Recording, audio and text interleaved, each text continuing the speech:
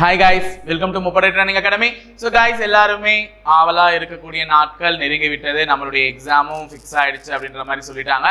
So 10ஆம் தேதி December 10. So நீ எடுத்து செல்ல வேண்டியவை, தேர்வுகளுக்கு எடுத்து செல்ல வேண்டியவை OMR வந்து தவறில்லாமல் அட்டென்ட் செய்வது எப்படி? ஸோ இதை பற்றி தான் இந்த வீடியோவில் பார்க்க போறீங்க. ஸோ முழுசாக கவனிங்க. வீடியோவை எக்காரணத்துக்கு ஒன்று என்ன பண்ணிடாதீங்கன்னு பார்த்தீங்கன்னா ஸ்கிப் பண்ணிடாதீங்க. ஓகேவா? ஸோ ஃபைனலாக நம்மளுடைய டேக்கு வந்துட்டோம். ஸோ இது வந்து எங்களுடைய அகாடமிலேருந்து ஒரு முக்கியமான விஷயம். உங்களுடைய ஃப்ரெண்ட்ஸ் யாருக்காவது கூட நீங்கள் ஷேர் பண்ணுங்க. SSC GD 2024 புதிய வகுப்புகள் எங்கள் அகாடமியில் எப்போ தொடங்க போகுதுன்னு பார்த்தீங்கன்னா வரக்கூடிய 13ஆம் தேதி புதன்கிழமை. அதே மாதிரி SI 2024 அதாவது 2024 வரக்கூடிய SI ரெக்ரூட்மெண்ட்டுக்கு எங்கள் அகாடமியில் எப்போ கிளாஸஸ் தொடங்க போகுதுன்னு பார்த்தீங்கன்னா 15ஆம் தேதி அடுத்த வெள்ளிக்கிழமை தொடங்க போகுது. ஸோ SI தேர்வுக்கு புத்தகங்களும் விற்பனையில் உள்ளது. அதே மாதிரி SSC GDக்கு ஸ்டாட்டிக் ஜிகே புக்குன்னு ஒன்று இருக்கு. ஸோ 120 rupees தாங்க அந்த ஸ்டாட்டிக் ஜிகே புக்கு.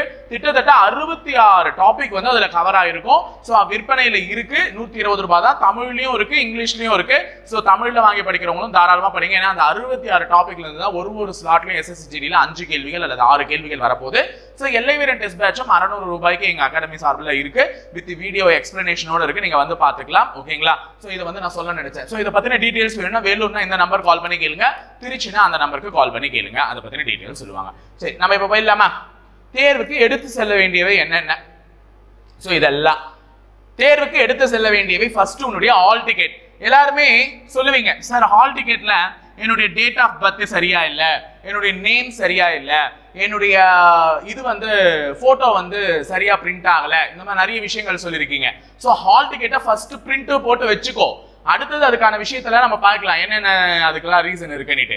ஹால் டிக்கெட்ல உன்னுடைய பெயர் சரியா தெரியலனாலோ அல்லது உன்னுடைய டேட் ஆஃப் பர்த் பிறந்த தேதி சரியா தெரியல மாத்தி இருந்தாலோ, முக்கியமா பிறந்த தேதி OMRல ஒன்னு இருக்கும், ஹால் டிக்கெட்ல ஒன்னு இருந்துச்சுனாலும் போச்சு.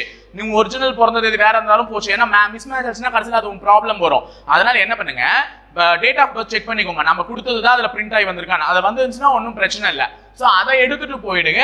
அப்படி சப்போஸ் டேட் ஆஃப் பர்த் மாறிடுச்சுன்னா உன்னுடைய ஆதார் கார்டு, வாக்காளர் அட்டை அல்லது டிரைவிங் லைசன்ஸ் எதனா ஒன்று கண்டிப்பா எடுத்துட்டு போறீங்க. ஒரு ப்ரூஃப்ன்ட்டு இந்த 3 ப்ரூஃப்ல ஏதாச்சும் ஒன்று கண்டிப்பா எல்லாருக்கிட்டையும் இருக்கும். ஸோ அதை கண்டிப்பா ஒன்று எடுத்துட்டு போவீங்க. அதை எடுத்துட்டு போகும்போது அதுல இருக்கக்கூடிய டேட் ஆஃப் பர்த்தை காமிச்சு இதுதான் சார் என்னுடைய டேட் ஆஃப் பர்த் அப்படின்னு சொல்லிட்டு அங்க ஒரு லெட்டர் எழுதி கொடுத்துருங்க. ஓகேவா?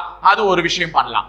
போட்டோ எனக்கு சரியா பிரிண்ட் ஆகல சார் ஹால் டிக்கெட்ல அப்படின்னு நினைக்கிறவங்க தயவு செஞ்சு உன்னுடைய பாஸ்போர்ட் சைஸ் போட்டோவை அந்த ஹால் டிக்கெட்ல ஒட்டுங்க. உன்னுடைய பாஸ்போர்ட் சைஸ் போட்டோவை அந்த ஹால் டிக்கெட்ல ஒட்டி ஒரு கவர்மெண்ட் ஆஃபீஸர் யாராவது உங்க வீட்டு பக்கத்துல தெரிஞ்சவங்களா இருப்பாங்க, இல்ல ஒரு ஸ்கூல் ஹெட் மாஸ்டர் கிட்ட கூட போயிட்டு சார் இந்த மாதிரி நான் தான் சார் இது என்னுடைய போட்டோ சரியா தெரியல சார், இந்த மாதிரி நான் எக்ஸாம் போறேன் சார் கொஞ்சம் ஹெல்ப் பண்ணுங்கன்னு சொன்னாங்கன்னா அவர் ஒரு மேல ஒரு சைன் பண்ணி தருவார். ஸோ இவன் தான் இன்னார் அப்படின்னு சொல்லிட்டு ஒரு சைன் பண்ணி தருவார். அதை எடுத்துட்டு போங்க. ஸோ கூடவே ஒரு பாஸ்போர்ட் சைஸ் போட்டோ வச்சுக்கோங்க. ஒரு பாஸ்போர்ட் சைஸ் போட்டோ இது ஆப்ஷனல் தான், கம்பல்சரி எடுத்துட்டு போகணும்னு அவசியம் இல்லை. ஒன்னு பர்ஸ்ல இருக்கிறது நல்லது. ஏன்னா அங்க போய் சிச்சுவேஷன் எப்படி வேணா மாறலாம். சோ அது ஒரு நாள் கையில வச்சுக்கோங்க. அடுத்தது ப்ளூ அல்லது பிளாக் பால் பாயிண்ட் பென் தான் எடுத்துட்டு போக சொல்லியிருக்காங்க. மறக்காம எடுத்துட்டு போங்க ப்ளூ அல்லது பிளாக் பால் பாயிண்ட் பென். போறதுக்கு முன்னாடி அதுல ஒரு 2-3 தடவை எழுதி பார்த்துட்டு போங்க. ஏன்னா அங்க போயிட்டு அது வந்து எழுதாம போச்சுனாலும் பிரச்சனை ஆயிடும், பயம் எடுத்துப்போம் உடனே. ஸோ அதெல்லாம் எழுதி பார்த்துட்டு போயிடுங்க. ஓகேவா? ப்ளூ அல்லது பிளாக் பால் பாயிண்ட் பென். கடைசியில உன்னுடைய தைரியத்தை மனசளவுல எடுத்துட்டு போயிடு. ஏன்னா இந்த தைரியம் தான் உன்னை கை கொடுத்து தூக்கி விட போகுது. ஸோ எடுத்து செல்லக்கூடாதவையில முதல்ல என்ன எழுதியிருக்கப்ப, எடுத்து செல்ல வேண்டியவளை முதல் லாஸ்டா தான் என்ன எழுதியிருக்கேன், தைரியம். ஏன்னா இது எல்லாத்த விட உனக்கு தைரியம் கண்டிப்பா இருக்கு, அதனால அதை கடைசியா எழுதியிருக்கேன். ஆனா எடுத்து செல்லக்கூடாதவையில முதல்ல நான் எழுதியிருக்கிறதே பயம் தான். பயத்தெல்லாம் எடுத்துக்கிட்டு எக்ஸாம் ஹாலுக்குள்ள நீ கால் எடுத்து வைக்காத, அது தேவையில்லாத பிரச்சனைகளை உண்டு பண்ணும். அதனால பயத்தோட ஒரு எக்ஸாமினேஷன் ஹாலுக்குள்ள நீ போக வேண்டிய அவசியம் கிடையாது. அதனால பயம் இருந்துச்சுன்னா வீட்லயே விட்டுட்டு போயிடு. ஓகேவா? வாசப்படியில போகும்போது மாமா சுசேசேன்னு சொல்லுவாங்களா, அதெல்லாம் கைட்டு வைக்கிற மாதிரி பயத்தையுமே நம்ம கைட்டு வச்சிடலாம். ஏன்னா நமக்கு இந்த பயம்லாம் என்னன்னு தெரியாதுங்க, நல்லா வந்து வேற மாதிரிங்க அப்படின்னு சொல்லுவீங்கல்ல, அந்த மாதிரி பயம் இல்லாம போங்க. அடுத்தது எலக்ட்ரானிக் கேட்ஜெட்ஸ். உன்னுடைய போனு, கால்குலேட்டர், எனி ப்ளூடூத் டிவைசஸ் எது இருந்தாலுமே நான் காதுல ப்ளூடூத் மாட்டிட்டு இருப்பேன். உன்னையும் அறியாம எக்ஸாம் கூப்பிடுறாங்க டக்கு டக்கு டக்கு எல்லாத்தையும் வச்சுட்டு ஓடிடுவேன். பட் அது இருந்துச்சுன்னா உடனே மால் பிராக்டிஸ்னு சொல்லிடுவாங்க. ஸோ அதெல்லாமே ஒரு தடவைக்கு 2 தடவை சேஃபா எடுத்துட்டு போவோம். அன்னைக்கு ஒரு நாள் பாட்டு கேட்கலன்னா உன் குடி முழுகிடாது. அதனால தயவு செஞ்சு அந்த ப்ளூடூத் டிவைசஸ்லாம் வச்சுட்டு போகுது. உன்னையும் அறியாம தான் பண்ணுவேன், நான் தெரிஞ்சு பண்ணேன்னு யாரையுமே சொல்ல, தெரியாம பண்றதுக்கு வாய்ப்புகள் இருக்கு. ஸோ இந்த 3 விஷயங்கள் உன்னை அறவே அழித்து விடும். அதனால அதை ஓரமா வச்சுட்டு இதெல்லாம் எடுத்து செல்லாம போ. அப்ப எடுத்து செல்ல வேண்டியவை எது, எடுத்து செல்ல வேண்டாதவை எதுன்னு தெரிஞ்சு முடிஞ்சா ஒரு வாட்டர் பாட்டில தண்ணி எடுத்துட்டு போ. அது வந்து யாரும் எதுவும் சொல்ல மாட்டாங்க வாட்டர் பாட்டில தண்ணி எடுத்துட்டு வரத, அதை நாங்க எழுதி போடல, வேணும்னா எடுத்துட்டு போ. ஓகேவா? ஸோ இதெல்லாம் தான் நாங்க செய்ய வேண்டியது. அப்போ ஆல் டிக்கெட் எடுத்துக்கோங்க, கூடவே ஆதார் கார்டு, பேன் கார்டு, இல்ல லைசன்ஸ், டிரைவிங் லைசன்ஸ், இல்ல வாக்காளர் அட்டையா, ஓட்டர் ஐடென்டி கார்டு எது இருந்தாலும் அதை எடுத்துக்கோ ஒண்ணு. கூட அதுக்கப்புறம் என்ன பண்ணுங்க, பாஸ்போர்ட் சைஸ் போட்டோ ஒன்று வச்சுக்கோங்க, சும்மா சாம்பிளுக்கு. அது ஒரு ஓரமா வச்சுக்கோ, அது ஒன்றும் பண்ணிட போறது இல்லை. அதுக்கடுத்து ப்ளூ பென், பிளாக் பென் எதனா ஒன்று மஸ்ட் எடுத்துட்டு போயிடுங்க. ஓகேவா? தைரியத்தோட போங்க, எக்ஸாம் நல்லபடியா பண்ணுவீங்க. ஓஎம்ஆர்ல என்னெல்லாம் செய்யணும் இதை பத்தி சொல்லணும்ல. ஓஎம்ஆர்ல உன்னுடைய பேர் பிரிண்ட் ஆயிட்டு இருக்கும், உன்னுடைய என்ரோல்மெண்ட் நம்பர் பிரிண்ட் ஆயிருக்கும், போட்டோ பிரிண்ட் ஆயிட்டு இருக்கும், டேட் ஆஃப் பர்த் பிரிண்ட் ஆயிட்டு இருக்கும். அப்போ ஓஎம்ஆர்ல நீ எதை தான் ஃபில் பண்ணணும்னா, நீ பிரசன்ட்னா பிரசன்ட், ஆப்சென்ட்னா இன்விஜிலேட்டர் ஃபில் பண்ணிப்பா. அதனால நீ இருக்க மாட்டேன். அப்ப பிரசன்ட்னா பிரசன்ட்ன்றத ஷேட் பண்ணுவேன். நெக்ஸ்ட் உனக்கு ஒரு क्वेश्चन பேப்பர் செட் தராங்கல்ல, உனக்கு ஏ செட் வந்திருக்கா, பி செட் வந்திருக்கா, சி செட் வந்திருக்கா, டி செட் வந்திருக்கான்னு சொல்லிட்டு 4 வகையான क्वेश्चन பேப்பர் செட்ல உனக்கு எது வந்திருக்குன்னு சொல்லிட்டு அதை நீ ஷேட் பண்ணுவ. பி வந்தா லக்கு, சி வந்தா லக்கு, டி வந்தாலும் லக்கு, ஏ வந்தாலும் லக்கு. ஓகேவா? அந்த மாதிரி இருக்கக்கூடிய செட்ல எது வந்தாலும் நீ என்ன பண்ணுவ, அதை நீ ஷேட் பண்ணுவ. சோ இந்த ரெண்டு விஷயத்தை தான் ஷேட் பண்ண போறோம். ஒன்னு பிரசன்ட், இன்னொன்னு இது. அடுத்தது எத்தனை क्वेश्चन அட்டெண்ட் பண்ணீங்கன்றதெல்லாம் ஃபைனலா பண்ணுவீங்க, உன் கையெழுத்தை போட போற. சோ இந்த மூணே விஷயத்தை தான் நீ ஓஎம்ஆர்ல பண்ணுவ. ஆனா அந்த மூணு விஷயத்தையுமே தப்பா பண்ணுவா அந்த நேரத்துல தான். ஓகேவா? பிரசன்ட் டக்குன்னு ஆப்சென்ட் ஷேட் பண்ணிடுறது. ஏமா ஆப்சென்ட் எல்லாம் ஷேட் பண்ணலாமாமா? பொறுமையா பண்ணு, பொறுமையா பண்ண. அந்த இடத்துல உனக்கு பொறுமை தான் அவசியம். 1.5 மணி நேரம் உன்னை பொண்ணு பார்க்க வந்த மாப்பிள்ளை மாதிரி குத்த வச்சிருப்பாங்க, இல்ல பொண்ணா இருந்தா மாப்பிள்ளை பார்க்க வந்த பொண்ணு மாதிரி குத்த வச்சிருப்பாங்க.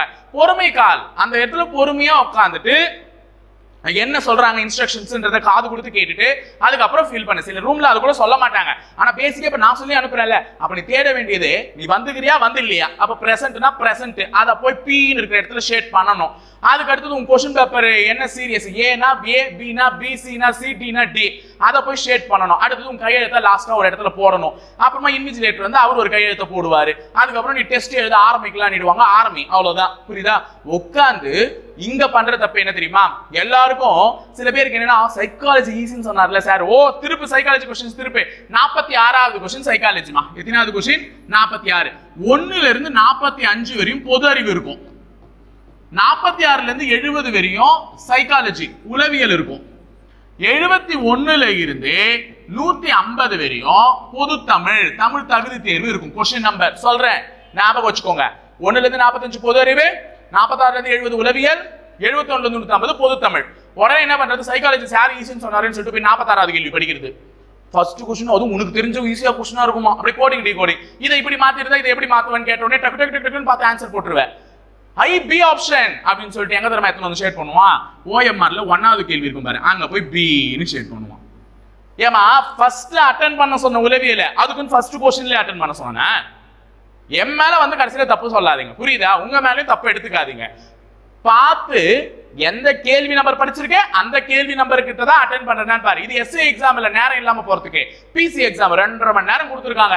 தமிழ்ல 32 क्वेश्चन போய் உன்னிப்பா கவனிச்சு அட்டெண்ட் பண்ணா போதும். அப்ப மீதி நேரத்துல இந்த பொது அறிவியையும் உளவியலையும் பொறுமையா அட்டெண்ட் பண்ணு. பொறுமை எங்க போச்சு உனக்கு? போயிட்டு 46வது கேள்வி படிப்ப விடை எத்தனை வந்து முதல் क्वेश्चनல ஷேட் பண்ணுவேன். நான் பண்ண சொன்னேன், முதல்ல அட்டெண்ட் பண்ண சொன்னேன், அதுக்கு முதல்லயே அட்டெண்ட் பண்ணுவேன். புரியுதா சொல்றது? அப்ப 46வது கேள்வி படிக்கிறேன்னா 46வது கேள்விக்கு நேரா ஷேட் பண்றியா பாரு. சரி, நிறைய பேர் என்ன சொல்றது, வெளியில வந்து ஐயோ அந்த ஓஎம்ஆர் ஷேட் பண்ணிருந்தேன்னா தெரியாம ஒரு क्वेश्चन மாத்தி ஷேட் பண்ணுவேன், அங்க இருந்து அப்படியே வந்துட்டேன், இல்ல நான் மட்டும் அப்படியே கட்டிட்டு இருப்பேன். வெளியில வந்து காரணம் சொல்வதற்கு பிறக்கவில்லை நீ, அதை முதல்ல புரிஞ்சுக்கோ. காரணம் சொல்பவன் சாதிக்க மாட்டான். அப்போ வெளியில வந்து இப்படி ஆயிடுச்சு அப்படி ஆயிடுச்சு அதாச்சு இதாச்சுன்னு காரணம் சொல்றதுக்கு நீ கிடையாது.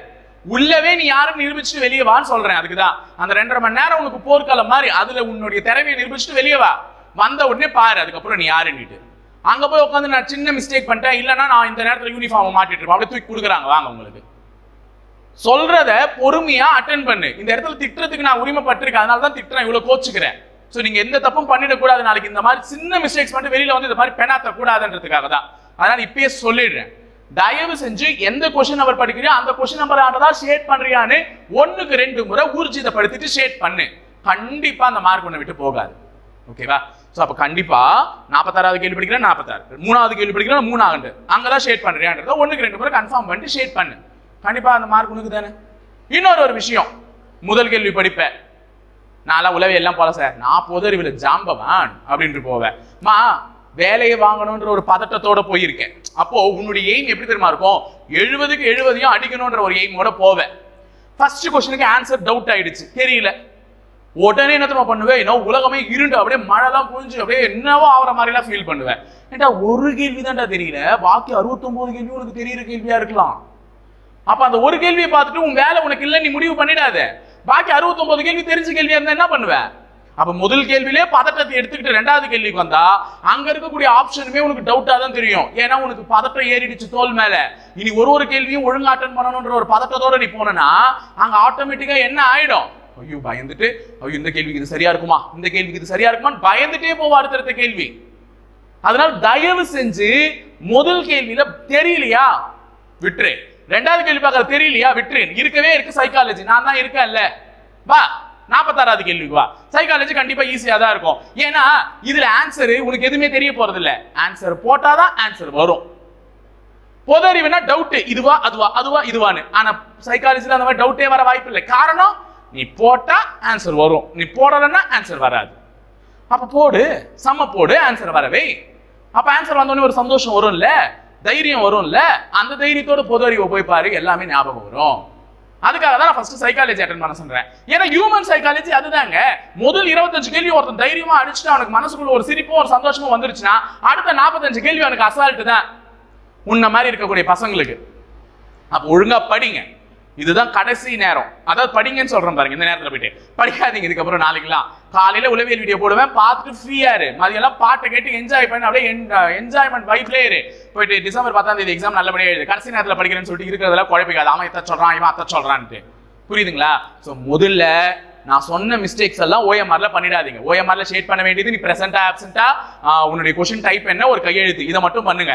அதுக்கு அடுத்தது கொஸ்டின் நம்பரை பார்த்து கரெக்டா ஷேட் பண்ணுங்க. ஃபர்ஸ்ட் 2 கேள்வி தெரியலன்னா உடனே உலகமே இருண்டு போன மாதிரி ஒரு மாய பிம்பத்தை அந்த எக்ஸாம் ஆளுக்குள்ளே கிரியேட் பண்ணிடாத.